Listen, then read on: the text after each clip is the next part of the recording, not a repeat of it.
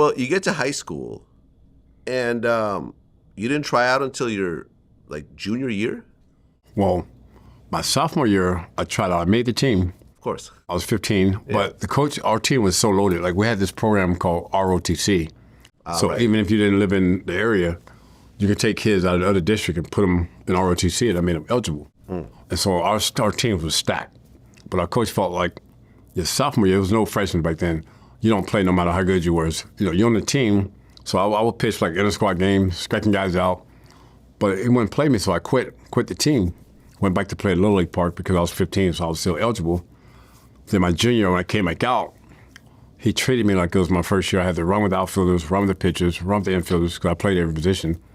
I was an outfielder and like a relief pitcher. We had this guy, Floyd Yeomans, who played with the Mets, Vance Lovelace, played with the Dodgers, and Albert Everett is now there. Carl Everett's older brother, who I faced in Little League. And we played Tuesday, Friday, Saturday, so those guys were starters. I was like a reliever.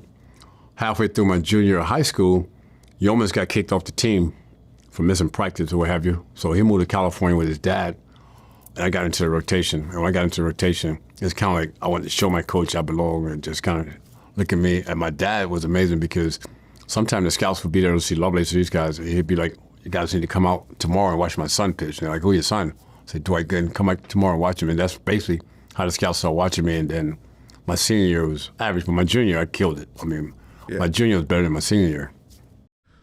Right. And you got the name Doc because you were surgical in the way that you would throw these pitches. Is that right? No. So, well, what happened was, okay, my dad had his best friend was Dennis, who was the MD, he was a doctor. And he had to do these autopsies, right? True story.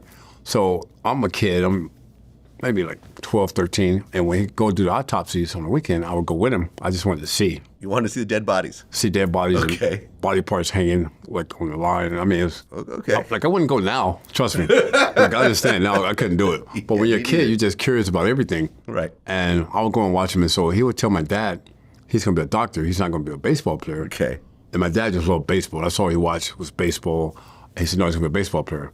So when I would pitch, my dad and the guy Dennis, his friend, they would have some drinks. They'd drink their beers before the game start.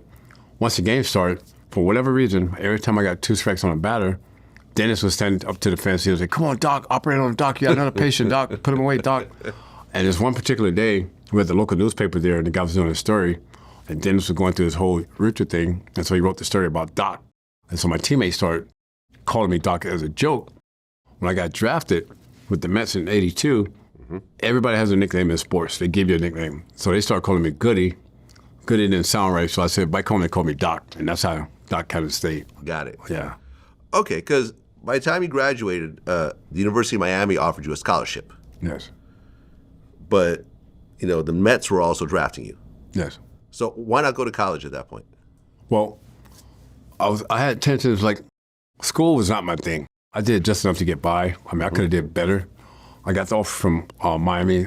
Frazier was the head coach. He gave me the offer, and I said, okay, I'll take that, because my high school coach told me I would probably go between the 10th and 15th round.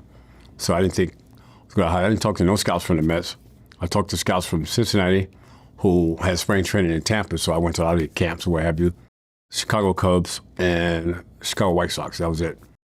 So when the draft came around, you're watching the draft, I'm down in the Tampa Tribune, and you see Sean Dunston goes 1 to the Cubs. I forget who went 2, 3, 4. Number 5, you see Dwight Gooden, New York Mets. At that time, even before the Mets made an offer, I knew I was going to sign with the Mets. Coming from inner city, we lived in a house, but we didn't have much. I mean, the ceiling was a leak when it rains hard. Me and my dad, we shared the same winter coat. My mom was working 2 jobs.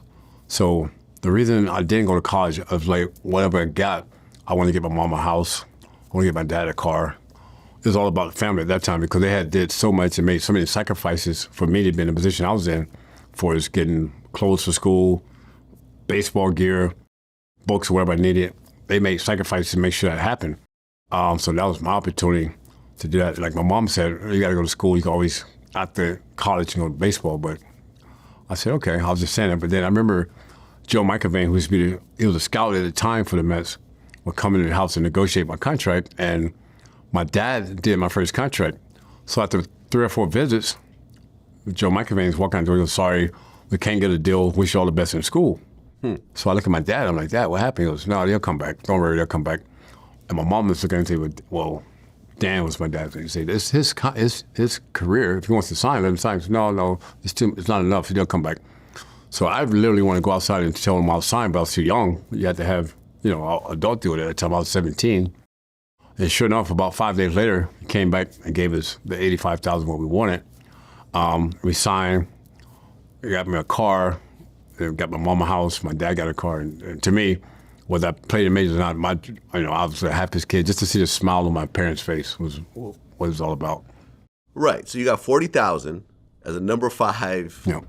As number 5 in the first round. Yes.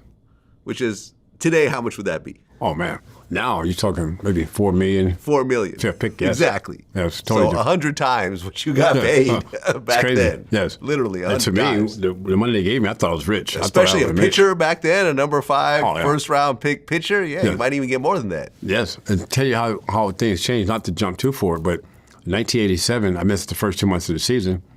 I still won 15 games, went 15-7, missing 2 months. I got cut $100,000. What's the pitcher's name? Come on, I just went blank. Come on. Can't remember his name, but he was with Kansas City. No, I'm sorry, he was with San Diego. He lost 15 games. Kansas City signed him for $15 million a year. But I can't remember the name. He started with the Yankees, but he didn't come to me. And I'm like, time has changed. Right, because you get $40,000, $85,000 signing bonus. Yes. That money went to your parents. Yes. You bought yourself a Camaro. Yes. Well. But then you got to live off $40,000 a year. Yeah. So you were essentially broke at that point. Oh yeah, you had nothing. And then at rookie ball, you're getting $600 a month. So, and the meal money, when we go on the road, you're getting basically, I think it was like $9 or $10 a day. So we were eating at truck stops, or you buy like a loaf of bread and some lunch meat. Yeah, 40,000. It's wild to hear that number now. I know, 40,000. I mean, granted, 40,000 back then is more like maybe 80 or 100 these days, but still, it's nothing. It's still nothing. Like, No. compared to. But from the situation we was in, it was a lot. Do you think that, like, back then, overall the league just made way less money, so that was reasonable, or do you think the owners were trying to just kept all the money for themselves because no one really knew how much money was being made?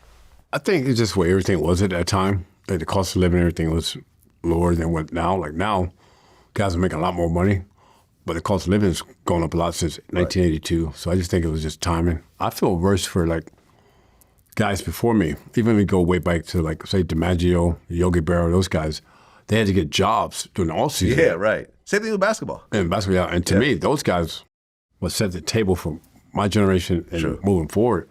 Yeah, and you're right. Yeah, by the 80s, no one had to have an off-season job anymore. No, yes, okay. That was pretty much a wrap. But no, I mean, the team is, sports just is way bigger now. I think like, what was it, NBA just signed a new deal, and it was like $1 billion here for streaming, another $1 billion here for TV rights, and $1 billion here for special events. It's like, you look at these numbers. The thing is, it's the fans that suffer because everything is like the players making more money, which is fine. Yeah. Owners making more money, and then like they're saying they're selling the stadium rights, the naming rights for the stadium.